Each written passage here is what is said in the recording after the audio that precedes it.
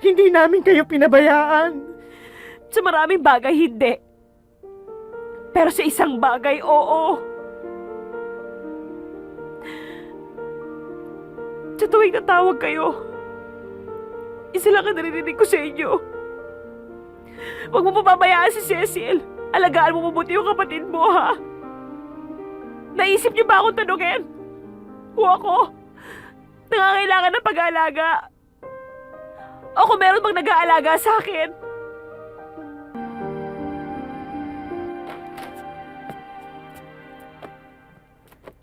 Ate, huwag ka nang umalis.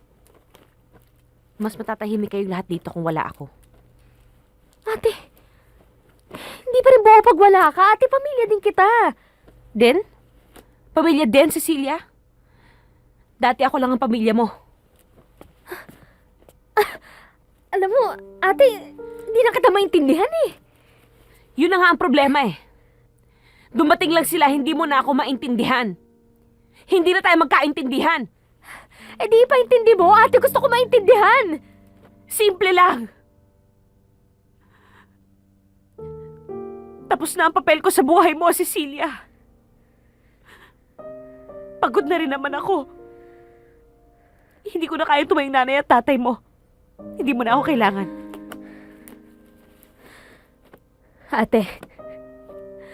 Ate, buong buhay ko kinailangan kita. At kakailanganin kita bilang kapatid. Pero wala naman kasi kailangan magbago dahil nandito na sila nanay at tatay eh. Ate, sa dami ng mga sinakripisyo at binigay mo sa akin, iisa na lang hihilingin ko sa'yo. Isa na lang, ate. Sana naman, patutuhan mong yakapin yung mga pagbabago sa buhay natin. Sa buhay ko. Kasama na dun yung mga bagong tao sa buhay ko. Sana rin natin matanggap mo na may ibang tao na pwede magmahal sa akin, ate, hindi lang ikaw. Mga taong gusto ko ring mahalin. Ate, nakikusap ako sa'yo.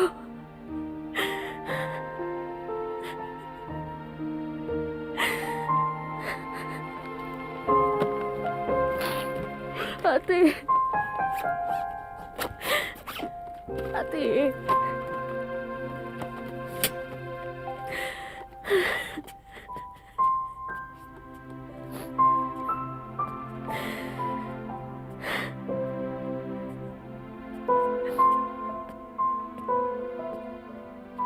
Rika, bakit?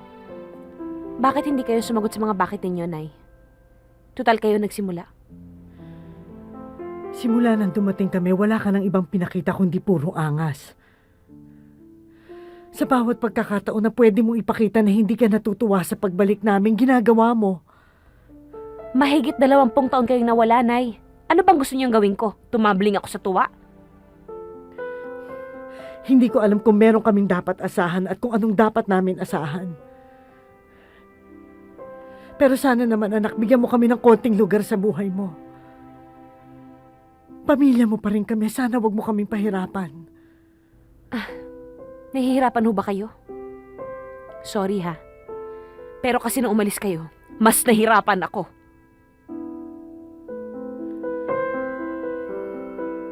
Hanggang kailan mo sa amin isusumbat yan? Hindi ko alam. Pero ito lang ang alam ko. Nung umalis kayo, wala ako ibang ginawa kundi ang hintayin ang pagbabalik ninyo. Hanggang sinasali na lang ako wala na kayo sa tabi ko. Bakit, Nay? Sino bang anak ang ginustong wala siyang nanay at tatay?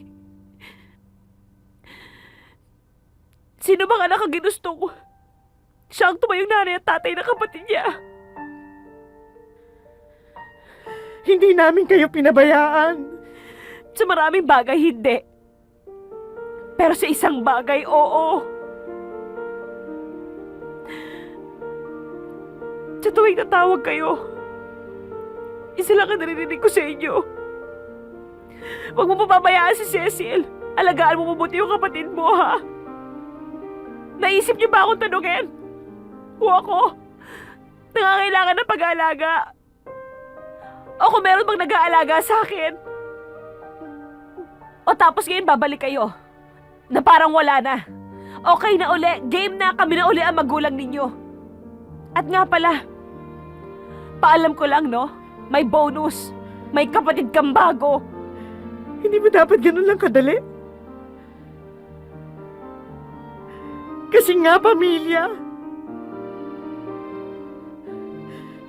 Kung ano man ang ginawa mo kay Cecil, di ba para sa pamilya yun, anak?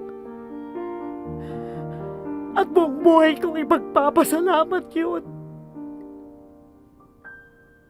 Ngayon, kung ano man ang naging pagkukulang namin ng tatay mo,